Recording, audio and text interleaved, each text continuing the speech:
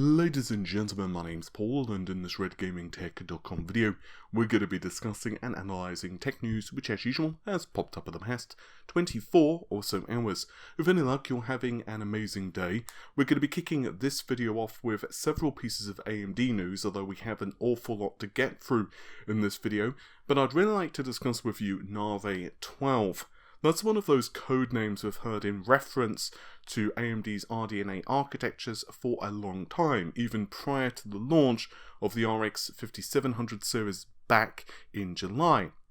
So what we more recently discovered with Navi 12 is it's very similar to Navi 10, albeit with high bandwidth memory 2 on board, and we also believed that it would also be basically exclusive to Apple products. However, Rogame on Twitter has made a couple of interesting discoveries by digging through various code. I'll link, of course, his discoveries in the description of this video as full credit to him. So the first things first, he has uncovered evidence that yes, this is definitely a piece of silicon which is designed for high bandwidth memory too. The second thing he's discovered is while the CU layout, I'll get to that in just a moment, is pretty similar to Navi 10, there is some actual architectural differences, although they're primarily revolved around improving and fixing bugs which were present in Navi 10 and Navi 14. I'm going to read out an exact quote here. This is to avoid data corruption with the SDMA on Navi 10/14 and should definitely not be applied to Navi 12. The hardware team, obviously we're referring to the folks who work at the Radeon Technologies group, went through quite some work to avoid this. And once again, there is a very similar layout in terms of the compute units, so we're looking at 40 compute units total, which is identical, of course, to Navi 10. Whether there's going to be any clock speed discrepancies, we don't know yet. Arcturus, meanwhile, which is also known as MI100, that is going to have up to 128 compute units. This GPU is probably not going to be of particular interest to most of you, so I'm going to keep the news concerning this kind of brief. It's going to be designed around like machine learning and data processing, and doesn't even have the capability of outputting graphics, so it is purely for compute purposes.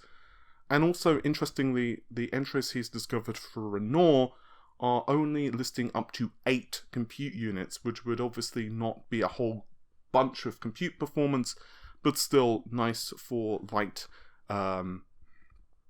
graphical workloads. I did promise a lot of AMD news, so we're going to move over to something concerning Threadripper. As we all know, the third generation has launched, although we're waiting for the 3990X to launch next year, which will be absolutely monstrous. It contains a ludicrous 64 processor cores, 128 threads, and also 288 megabytes of total cache, which, to be honest with you, is absolutely bonkers and is considerably more than most gaming PCs even, or even content creation PCs back in, let's say, the late 90s, early 2000s would probably have on their entire system. Yes, I remember the days of 128 megabytes being an exceptional amount of memory. Anywho, concerning the actual news and not my fond memories, let's talk about the Threadripper 48-core processor.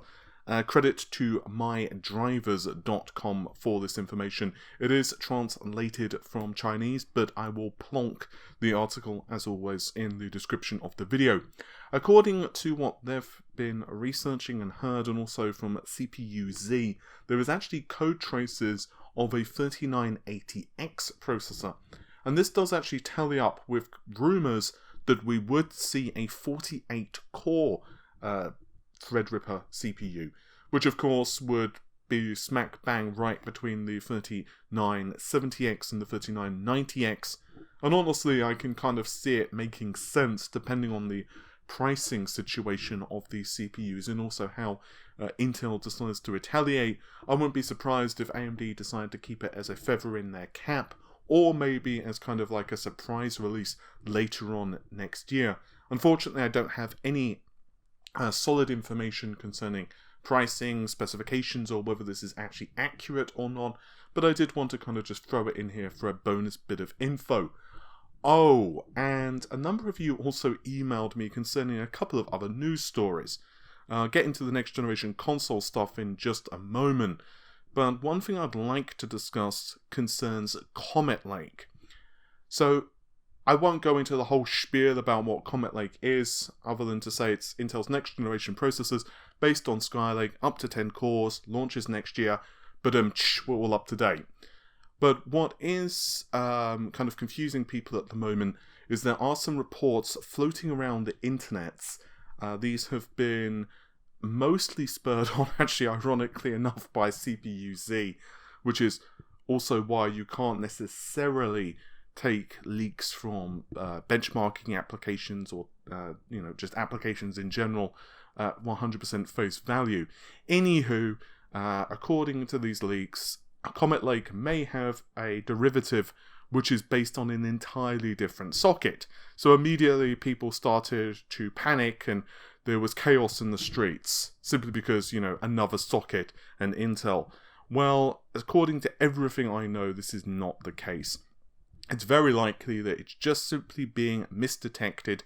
I would really not worry about this. I would say that this rumour with 1159 socket, as well as coexisting with the 1200 socket, has basically a 1 in 100 chance of being accurate.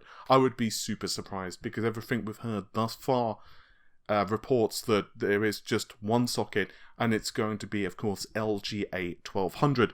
The whole reason that those additional pins are there isn't just for fun, it's basically for power delivery, for stable power delivery for the processors, because obviously, A, they're going for higher number of processor cores, 10 versus 8, but furthermore, the clock frequency is also being ramped up, and from what we gather regarding the platform features, Intel are touting that the turbo of these processors will be more robust and sustained for longer. I'll believe that when I see it, but hey. And also apparently overclocking functionality will be quite robust on these next generation processors, plus blah blah blah. So basically power delivery, it's kind of important for processors, right? It's not like they work with no power being delivered to them.